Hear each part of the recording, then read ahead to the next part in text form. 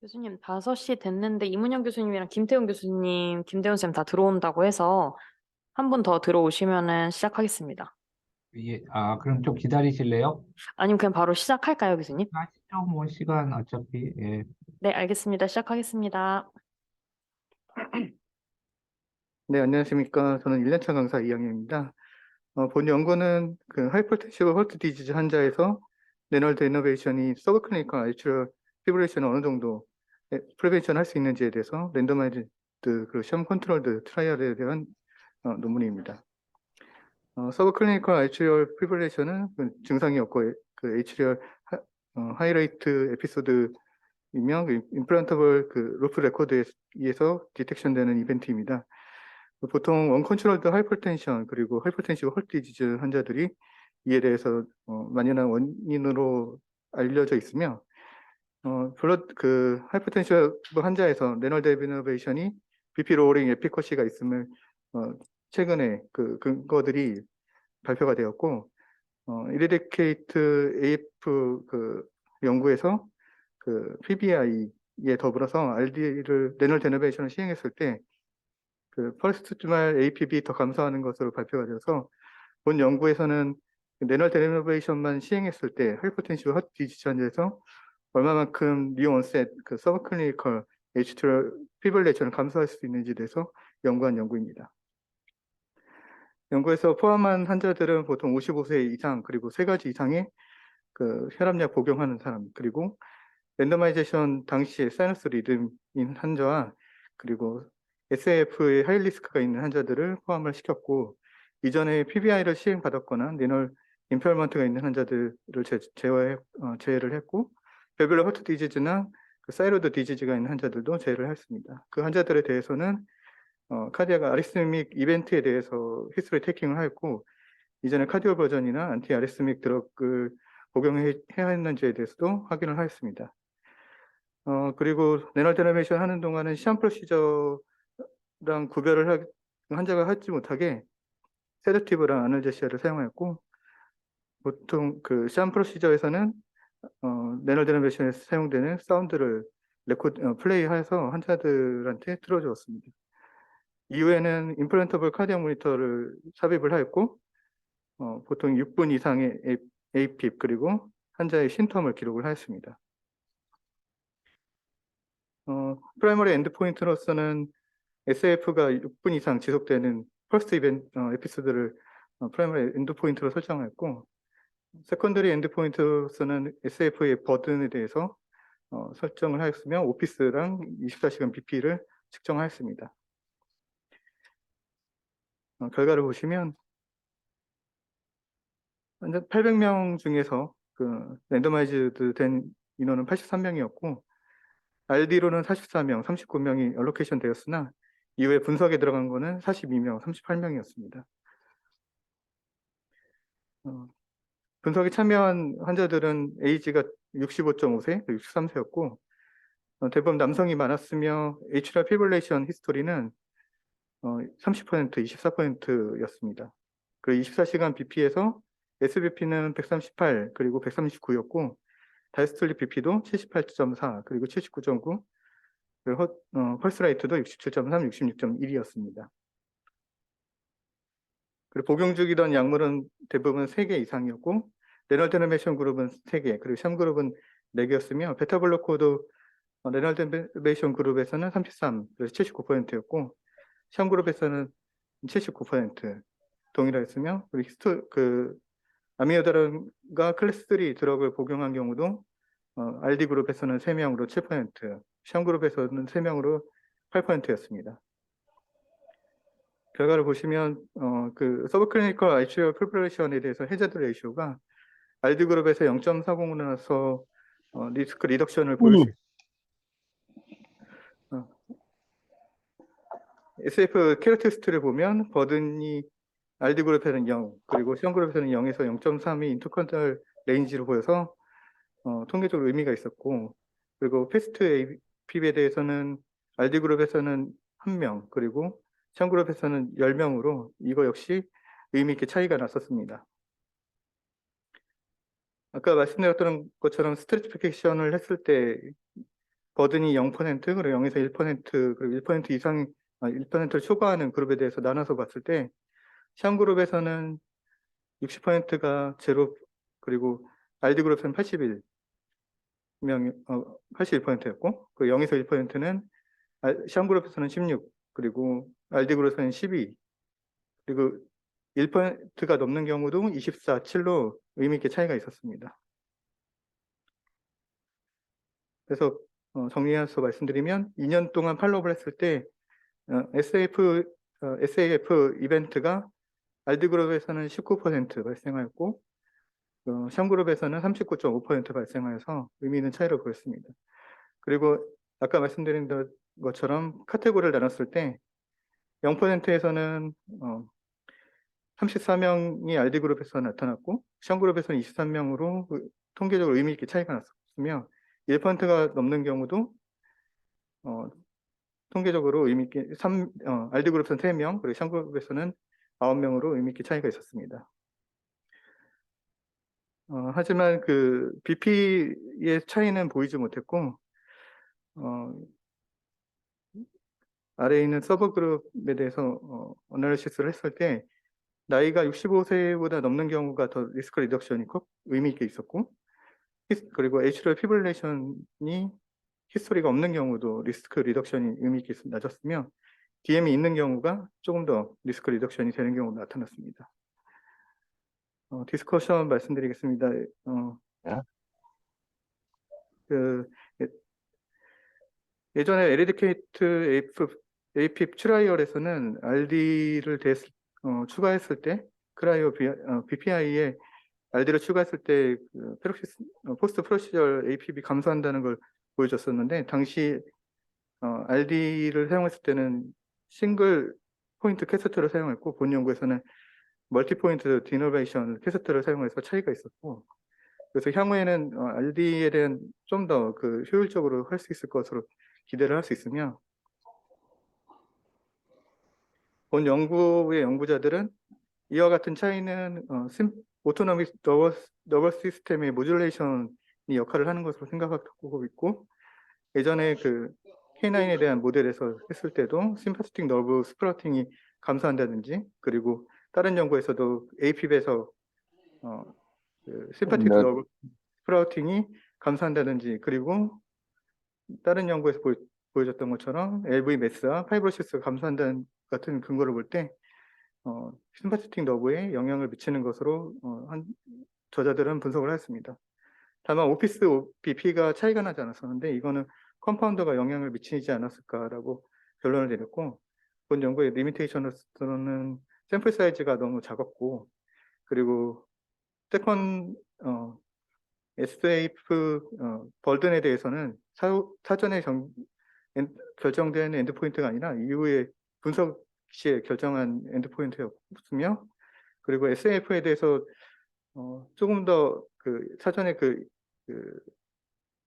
러닝 피리어드를 가져서 이에 대해서 컨트리피케이션을 했으면 분석이 좀 더 나았을 것으로 리미테이션을 제안했습니다. 그래서 본 연구에서는 SAF 인시던스와 벌든 그리고 패스트 APB RD를 시행했을 때 감소한 걸 보여준 연구였습니다. 이상입니다. 혹시 코멘트나 질문 있으시면 감사하겠습니다.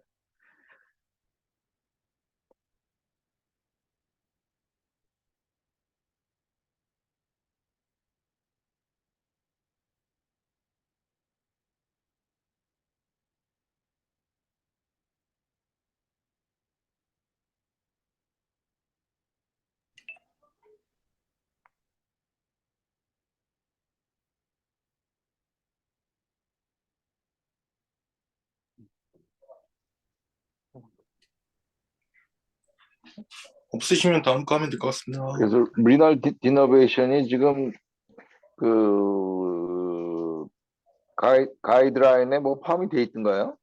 AFib 에블레이 이 서팔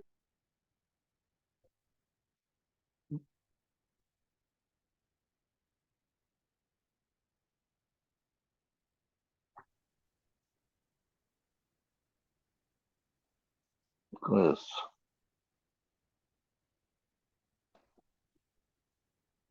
잘 안 되죠. 교수님 혹시 말씀해 주시면 될 것 같습니다. 이게 혈압 치료 환자한테 포함이 된 내용은 아닌가요? 그러니까 AFib 치료를 하려고 이걸 한 건가요? 제가 잘 못 들어가지고. 원래 혈압 치료를 하려고 시도를 했고, 하면서 AFib도 감소할 수 있는 걸로 나와서 사실, 이 연구에서는 AFib을 더 타겟으로 본 것이 맞는 것 같습니다. 그러면은 이제 다 고혈압이 있는 환자인데 아니 여기 보면은 Simplicity Hypertension 3 트라이얼하고는 디자인이 달랐다 뭐 그런 식으로 돼 있어가지고 그, 궁금한 게 그 고혈압 치료를 하려고 첫 번째 목적이었는지 아니면 AF 치료를 하는 게 첫 번째 목적인지 그게 잘 몰라가지고 물어보는데. 아, 고혈압도 다 있구나. 네. 근데 사실은 고혈압에 대해서는 치료 효과를 보이지 못해서, 그것보다는 AFib, 그러니까 SAF를 오히려 감소하는 결과를 보였던 연구입니다.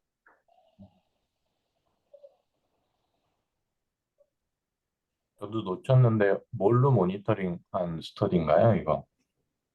임플란터블 모니터를, 볼카레퍼로? 네. 어디, 그 심플리시티 그게 스터디가 원래 언제 나왔었죠? 그 네거티브 결과 나온 스터디가 한 2018년 정도 되지 않았었나요? 김태형 교수나 혹시 기억나세요? 그게?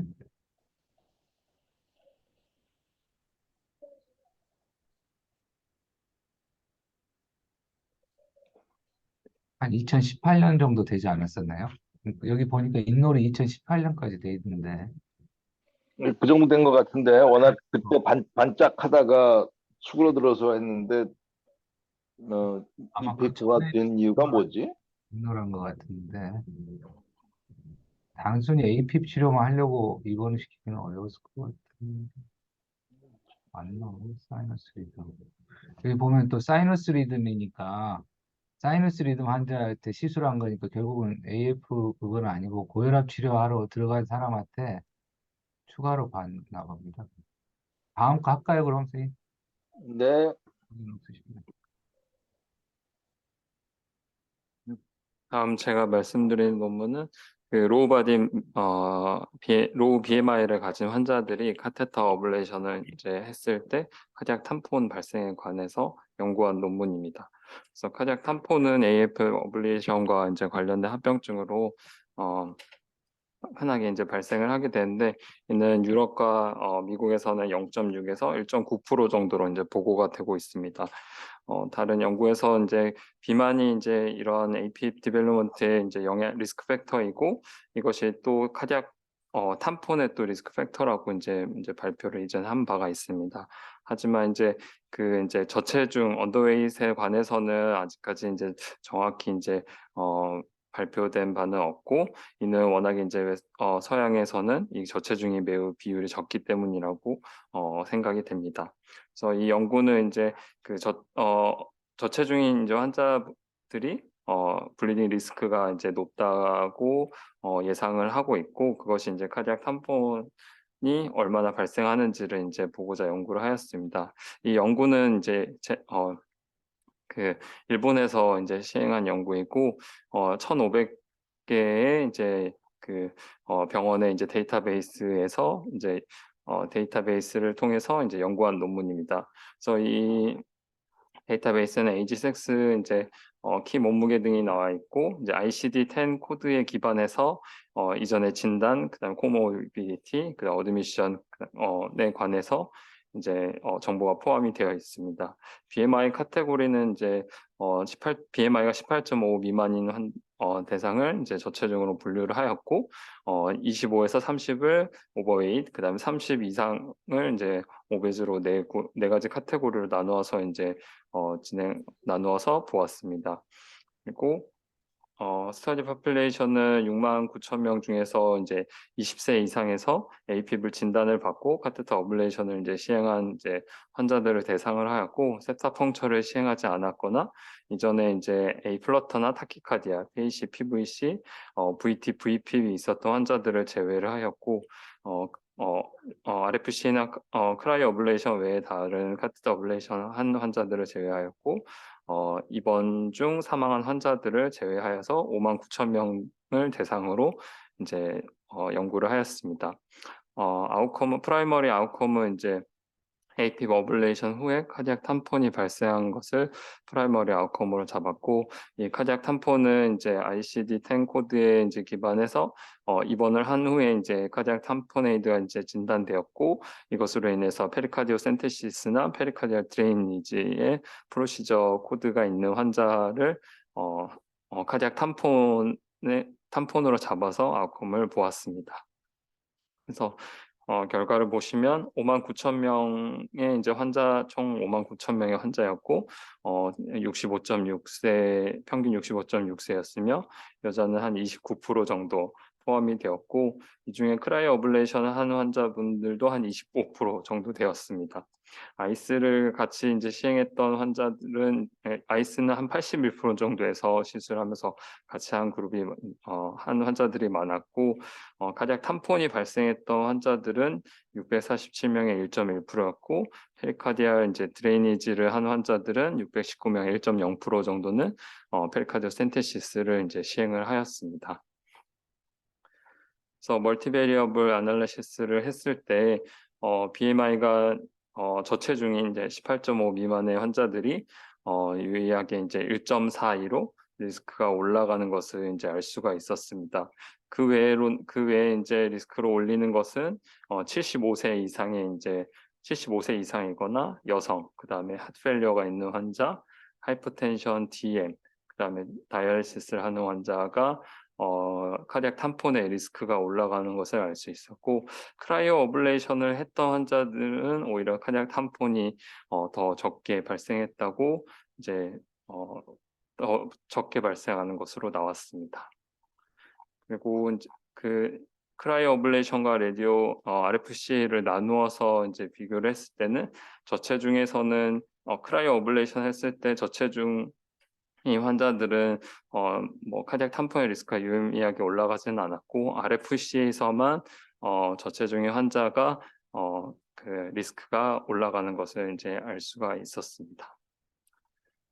그래서 메인 파인딩은 이제 총 한 1.1%에서 카테터 어블레이션 한 후에 카디악 tampon이 발생을 했고 언더웨이 환자들이 좀 더 카디악 tampon의 리스크가 높다는 것이 주요 결과였고 BMI 측면에서 보면 이제 아직 이전까지는 언더웨이 환자들이 컴플리케이션 리스크 팩터로 이제 언급된 적은 이제 없었던 걸로 이제 생각이 됐고 아시안들은 좀 더 작고 이제 넌 아시안에 비해서 이제 마른 경향이 있어서 로우 BMI 이제 환자들이 넌 아시안 파퓰레이션에 비해서 훨씬 흔하게 됩니다. 그래서 이전에 웨스턴 컨트리에서는 이런 로우 BMI 환자군들이 적어서 적절하게 평가가 되지 못했던 것 같고 이런 로우 BMI 환자들은 이제 안티코아귤레이션 스테이투스에서 블리딩 리스크가 좀 더 올라가기 때문에 아마도 리스크가 이제 올라간 것 같다고 이제 생각을 하고 있고 그 이제 API 어블레이션을 하면서 이제 하이도즈 헤파린 등을 추가적으로 사용하기 때문에 워낙에 이제 다른 오버웨이트가 정상 웨이트에 비해서 이제 메이저 블리딩 리스크가 높던 환자에서 좀 더 이제 펑처 사이트 블리딩이나 카디악 tampon이 더 이제 많이 시술을 하면서 발생하는 것으로 이제 생각을 하고 있습니다. 또 다른 이유로는 로우 BMI 환자들은 랩트 아트리안 볼륨이 이제 적게 되는데 이러한 것들이 이제 로우 BMI 환자에서 카테터 매니플레이션을 할 때 좀 더 이제 메카니컬 트라우마를 랩트 아트리아 월에 좀 더 발생을 많이 하게 되면서 이제 카디악 tampon이 발생하지 않을까 이렇게 가설을 세우고 있고 크라이오 어블레이션에서는 로우 BMI가 이제 카디악 tampon의 리스크가 되지는 않아서 크라이오 어블레이션을 이제 이런 환자에서는 하는 게 어떤지 조심스럽게 이제 제안을 하고 있습니다. 하지만 그리고 컨택 폴스 센싱 카테터의 사용은 이제 카디악 그 tampon의 인시던스를 낮춘다고 하였는데 여기에 관해서는 이제 이 연구에는 이제 포함이 되지 않아서 정확히 알 수는 없고, 앞에서 이제 US 메디케어 데이터베이스에서는 이제 오베시티가 리스크 팩터로 카디악 탐폰의 리스크 팩터로 이제 결과가 나왔었는데, 여기서는 이제 시비어 오베시티 환자군이 이제 서양 35 BMI가 35 이상이 1.9%밖에 되지 않아서 이러한 숫자로 인해서 이 연구에서는 같은 결과를 보지 않았던 것으로 생각이 됩니다. 하지만 이제 저체중 환자에서 크라이오 어블레이션이 이제 안전하다고 이렇게 말할 수는 없는데, 여기서는 그러니까 카디악 탐폰의 세이프티 엔드 포인트에서는 이제 알지 못하고 정확한 어떤 어블레이션 스트레지에 대해서 이제 연구한 것은 아니라서 제한이 있습니다.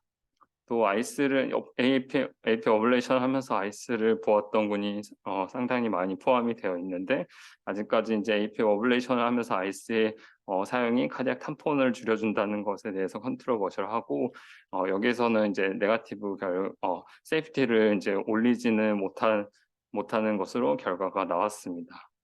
이외에 이제 나이가 많거나 여성이거나 고혈압, 당뇨 등을 가지고 있으면 카디악 탐폰의 리스크가 올라간다고 하였고, 투석을 하는 환자에서도 이제 블리딩 리스크가 올라가는데, 안티코아겔 투석을 하는 환자의 안티코아겔레이션 사용이 이제 블리딩 텐던시를 높이는 것도 이유가 되겠고, 투석 관련해서 이제 카디악 아밀로이도시스가 이제 어떤 이제 레프트 아트리얼 월에 이제 히스토로지컬 체인지를 이제 가져와서 카디악 탐폰에 좀 더 서세터블하게 이제 변하게 되지 않나 하는 가설을 이제 말하였습니다.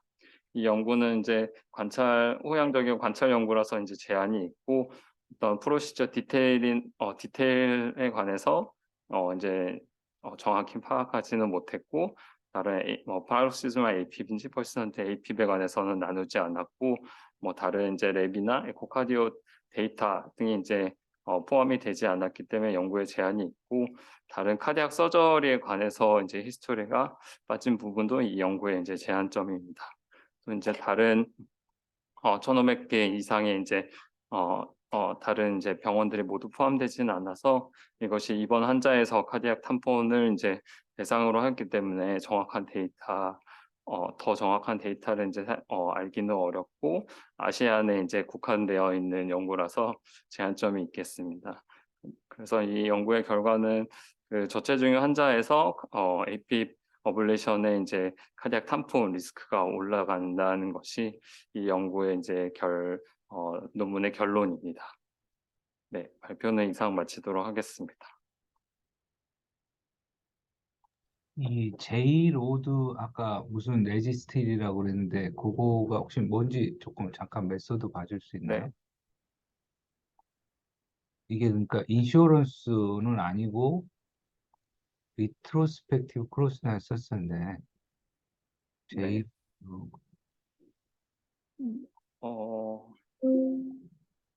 어드미니스트레이티브 데이터베이스니까 결국은 우리 공단 데이터하고 똑같은 거 아닌가요? 네, 약간 거의 ICD 코드에 기반해서 이제 그렇게 정보가 제공되는 그런 비슷한 데이터베이스인 것 같습니다.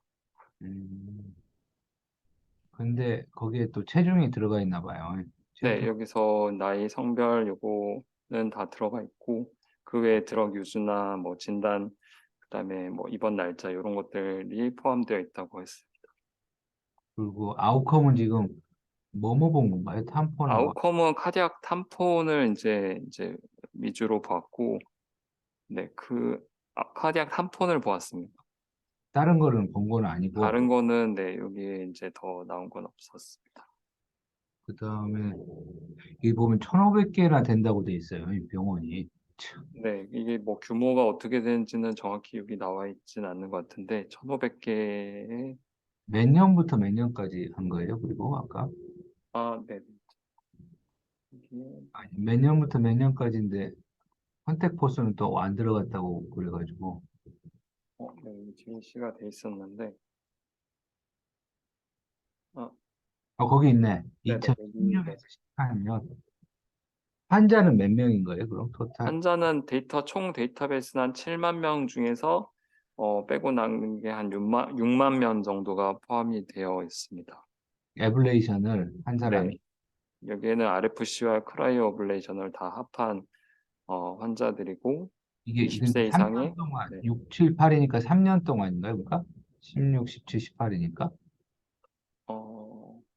네, 여기 있구나. 2016부터 18년까지, 네, 16, 17, 18이니까 네네, 3년에 거의, 거의 7만 명 정도를 하긴 했네. 네.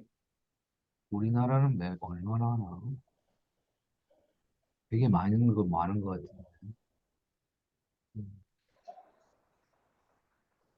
근데 왜 컨택 퍼스는 안 들어갔다는 건가요? 컨택 퍼스는 모른다는 소리죠? 그러니까 시술. 네, 그게 아마 시술 방법적으로는 이게 뭐 코드 분석이나 이런 거에 있어서 들어가지 않아서, 네, 거기에 대해서는 따로 뭐, 세부화해서 이렇게 통계를 내진 못했던 것 같습니다.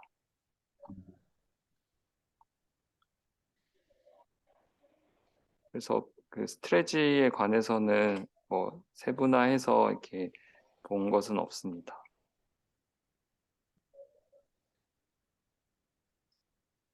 근데 보면 또 랭스 오브 스테이는 또 되게 기네. 그 데이터 자체가 CFS 데이터가 없는 거 아니에요? 어떤 거요? CSF가 무슨 말씀이세요? 컨택 폴스, 컨택 퍼스 그런 것 같아요. 아마 쓰긴 썼는데 네네. 컨택 퍼스인지를 모르는 것 같아요. 얼마나 썼는지 그거는 모르는 것 16부터 같습니다. 18이면 컨택 플러스는 그 데이터 자체가 환자가 음, 컨택 퍼스가 언제부터 썼을까요? 그때 그 근처부터 쓰기 시작했을 것 같긴 한데 컨택 퍼스 나온 게 몇 년 안 됐기는 안 됐으니까 음, 거의 그 17, 18, 18 그 경에 나왔을 수도 있을 것 같은데 진짜 컨택 퍼스가 언제부터 시작했는지 모르겠네. 그 근처일 수도 있을 것 같은데.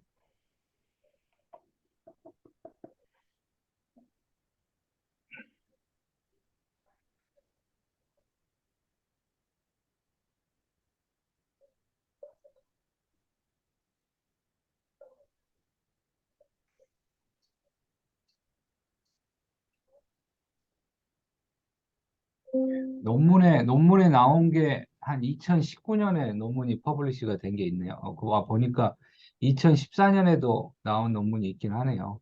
서큘레이션 EPL.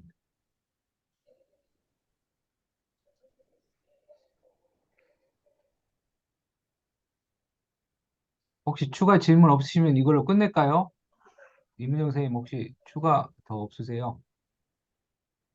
네, 네, 그러면 이걸로 끝내 네, 없습니다. 네, 네, 감사합니다. 네, 수고하셨습니다.